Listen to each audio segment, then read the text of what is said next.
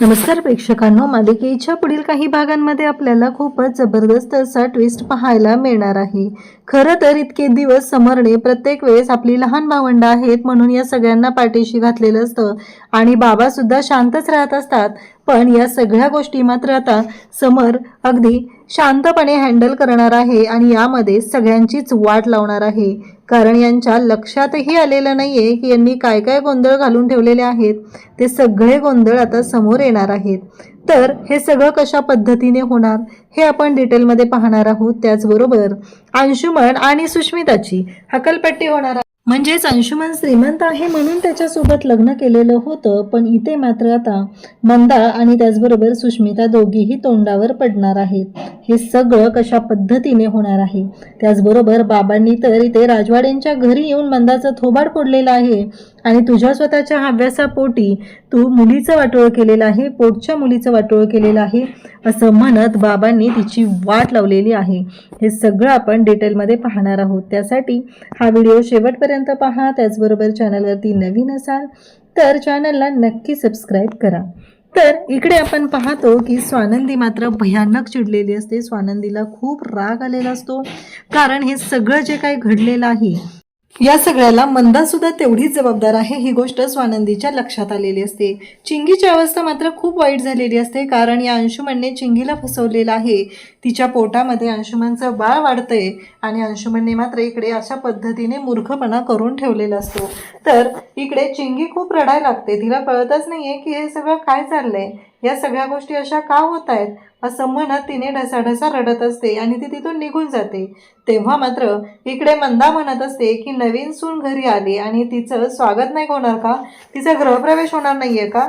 आजी तर वैतागलेल्याच असतात. आजींना कळतच नाहीये की काय बोलायचं आणि काय नाही, काहीच कळत नसतं, कारण गोष्टीच अशा पद्धतीने घडत असतात की कोणत्याच गोष्टीचा काहीच ताळमेळ लागत नाही. स्वानंदीला तर ही गोष्ट अजिबात पटलेली नसते. स्वानंदी रागानेच तिथून निघून जाते आणि इकडे चिंगीकडे येते. चिंगी मात्र म्हणत असते की हे सगळं काय चाललंय, कारण आता सगळं संपलंय, आता माझ्या हातात काहीच राहिलेलं नाहीये असं चिंगी बोलत असते. आता माझं आयुष्य संपलेलं आहे एवढंच चिंगीच्या डोक्यात सुरू झालेलं असतं. तेव्हा मात्र स्वानंदी म्हणते, मी आहे ना, तू काळजी करू नकोस, सगळं व्यवस्थित होणार आहे, अजिबात विचार करू नकोस असं स्वानंदी चिंगीला समजावत असते. तेव्हा मात्र स्वानंदी इकडे म्हणत असते की काळजी करू नको, सगळ्या गोष्टी व्यवस्थित होणार आहेत, मी जोपर्यंत आहे तोपर्यंत तुला काळजी करायची गरज नाही असं स्वानंदीने चिंगीला समजवलेलं असतं. पण चिंगी मात्र रडतच असते. चिंगी म्हणत असते की नाही वहिनी, हे वाटतं तेवढं सोपं नाही आहे. इकडे मल्लिकाला खूप आनंद झालेला असतो, कारण मल्लिकाचं म्हणणं आहे की ही तर बावळट आहेच, पण त्याहीपेक्षा महत्त्वाची गोष्ट म्हणजे त्या मोलकर्णीबरोबर माझ्या अंशूचे लग्न होण्यापेक्षा ही सुष्मिता परवडली आणि असं म्हणत त्या दोघीही खूपच खुश झालेले असतात. आणि इकडे आता फायनली इकडे आजी सांगते की जा जा तू अर्पिता तिचं औक्षण करून घे, कारण स्वानंदी काय औक्षण करणार नाही हे आजीला चांगलंच माहिती असतं. मग आता त्या दोघींना आत आणलं जातं आणि मग मात्र काय सुष्मिताची हवाच चालू झाली. प्रेक्षकांनो, दागिने काय घातलेले आहेत, लाड काय होत आहेत, कोळकौतुक काय होत आहे, पण हे कोळकौतुक हे लाड याचा काहीही उपयोग नाहीये ही गोष्ट मात्र सुष्मिताच्या लक्षातच आलेली नसते. तिला कुठं माहितीये की आता तिची काय वाट लागणार आहे याचा विचारही तिने केलेला नसतो. तिला फक्त एवढंच माहिती असतं की चला गोष्टी आपल्या म्हणण्याप्रमाणे झालेत की नाही, मग आता कोणालाही घाबरण्याची गरज नाही एवढंच तिच्या डोक्यात सुरू असतं आणि ती मात्र मूर्खासारखी या सगळ्या गोष्टी करत असते. इकडे मंदा म्हणत असते की चला माझ्या लेकीने खरंच खूप चांगली गोष्ट केली आहे, त्याहीपेक्षा मोठी गोष्ट घडते ती म्हणजे मंदाला सुद्धा आता गिफ्ट दिलं जातं, मंदाचं सुद्धा कोळकौतुक केलं जातं आणि मग मात्र मंदाला छान असा कोल्हापुरी साज दिला जातो, सोन्याचा हार दिला जातो. मंदा तर खुश झालेली असते आणि इकडे अंशुमन वाटच बघत असतो की स्वानंदी समोर कधी येते. एकदा का स्वानंदी समोर आली की आपण स्वानंदीला चांगलंच या सगळ्यामध्ये अडकवायचं असा विचार त्याचा चाललेला असतो. आणि स्वानंदी मात्र आता अंशुमनला म्हणत असते की तू चुकीची गोष्ट केली, एवढं लक्षात ठेव, तुला मी सोडणार नाही, कारण तू ज्या पद्धतीने हे सगळं केलेलं आहेस त्या गोष्टी मी सोडणार नाही असं म्हणत स्वानंदी त्याला धमकी देत असते. पण त्या मूर्ख माणसाला अक्कल आहे का प्रेक्षकांनो, हे तर आपल्याला चांगलंच माहिती आहे.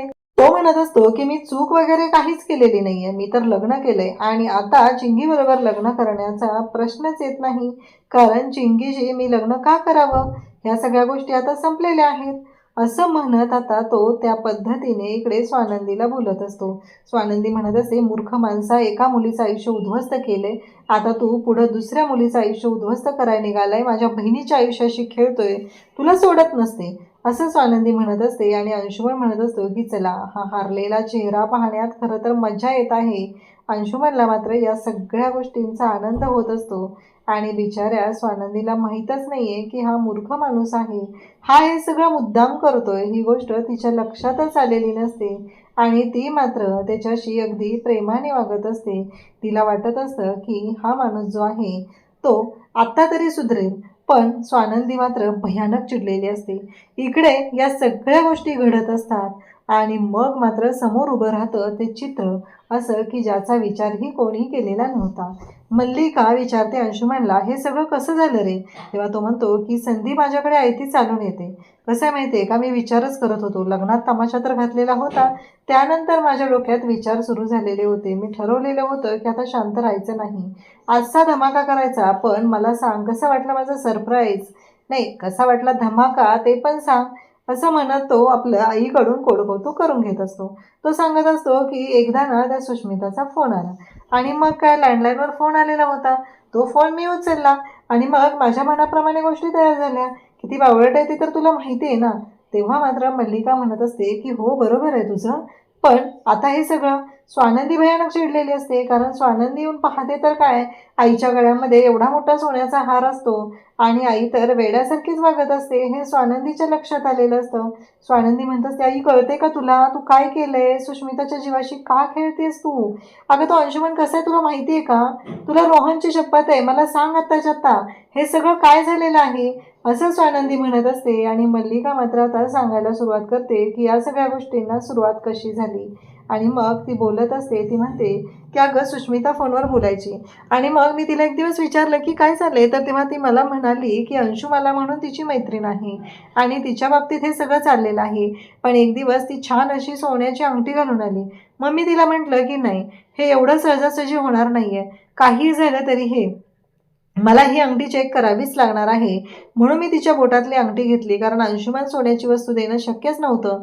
पण इकडे अंशुमनने सुद्धा समरच्या लॉकरमधून त्या चेनबरोबर काही कॅशसुद्धा काढलेली होती आणि ते पैसे त्याने या अंगठीसाठी खर्च केलेले असतात. इकडे स्वानंदीला खूप राग येतो. स्वानंदी म्हणते, तुला कळतंय का, हव्यासा पोटी पैशाच्या लालसेपोटी तू हे सगळं केलंयस आई, आणि यांच्या लग्नाला परवानगी दिली आहे. तुला माहिती आहे का त्या मुलाचं चारित्र्य काय आहे, तो कसा आहे, या सगळ्या गोष्टी माहिती आहेत का तुला, असं म्हणत आता ती बोलत असते. तेव्हा मात्र स्वानंदी म्हणते की मला आता बाबांना बोलवावंच लागणार आहे. मग स्वानंदी बाबांना फोन करते आणि बाबांना सांगू लागते की तुम्ही लवकरात लवकर या.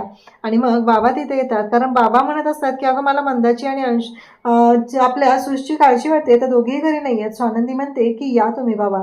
आणि मग स्वानंदीने बाबांना बोलावून घेतलेलं असतं. बाबांना खूप राग येतो जेव्हा ते आल्यानंतर या सगळ्या गोष्टी पाहतात, तेव्हा त्यांना तर धक्काच बसलेला असतो. तोपर्यंत समर सुद्धा आलेला असतो आणि समर म्हणत असतो की सुष्मिता तुझं लग्न झालं, अरे मला माहीतच नाही आहे ना. तर ती सांगते की नवरा कुठे आहे, असं म्हटल्यावर आजी म्हणते की तो काय अंशुमन, असं म्हटल्याबरोबर समरला खूप राग आलेला असतो. समर म्हणतो काय आहे हे सगळं, आणि तेव्हा अर्पिता म्हणते की काय प्रॉब्लेम आहे त्या मोलकर्णीबरोबर लग्न करण्याचा, आणि तिचाच काय विचार करताय तुम्ही. तेव्हा स्वानंदी म्हणते की बस झालं, कोणत्या भाषेत बोलताय तुम्ही, कळतंय का तुम्हाला, असं म्हणत ती अर्पिताला शांत करत असते. तेव्हा मात्र आता बाबासुद्धा तिथं आलेले असतात आणि आता समरला खूप राग आलेला असतो.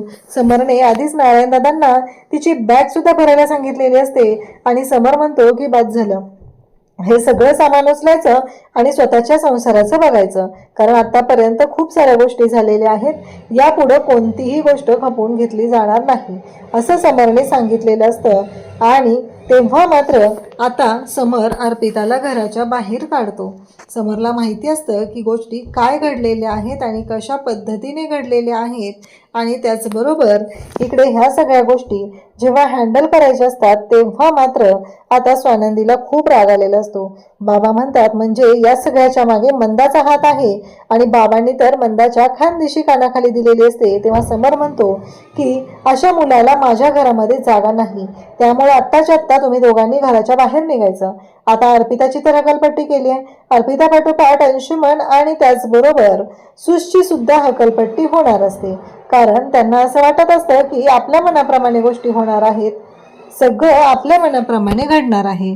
पण इकडे समरने निर्णय घेतलेला असतो, कारण घर समरचा आहे. निर्णय काय घ्यायचा, कसा घ्यायचा हे सगळं समरच ठरवू शकतो. आणि त्याचमुळं समरने आता ठरवलेलं असतं की बाद झालं, आतापर्यंत खूप सहन केलेलं आहे, पण एखाद्या मुलीच्या चारित्र्याशी खेळून तिच्यावरती अशी वेळ आलेली आहे आणि आपली जबाबदारी झटकलेल्या या अंशुमनला मी घरात ठेवणार नाही. तेव्हा मंदा सगळेजण तिथं असतात आणि सुष्मिताचा तरी विचार, आपल्या इज्जतीला काळीमा भासला जाईल, हे सगळं जे काय घडतंय ते चुकीचं घडतंय असं म्हटलं जातं. तेव्हा मात्र समर म्हणतो की बाद झालं. त्याने जेव्हा त्या मुलीशी चुकीचं वागला तेव्हा त्याने विचार केला होता का आपल्या घराच्या बाबतीत चुकीचं घडतंय या गोष्टींचा? मग आता मी का विचार करू या सगळ्या गोष्टींचा? मला काय गरज आहे या सगळ्या गोष्टींचा विचार करायची? असं म्हणत आता समरने त्या दोघांचा हात धरलेला असतो, त्यांच्या बॅगा हातामध्ये असतात आणि खेचत त्या दोघांनाही घराच्या बाहेर आता समर घेऊन चाललेला असतो. आणि इकडे बाबांनी मंदाची सुद्धा चांगलीच वाट लावलेली असते.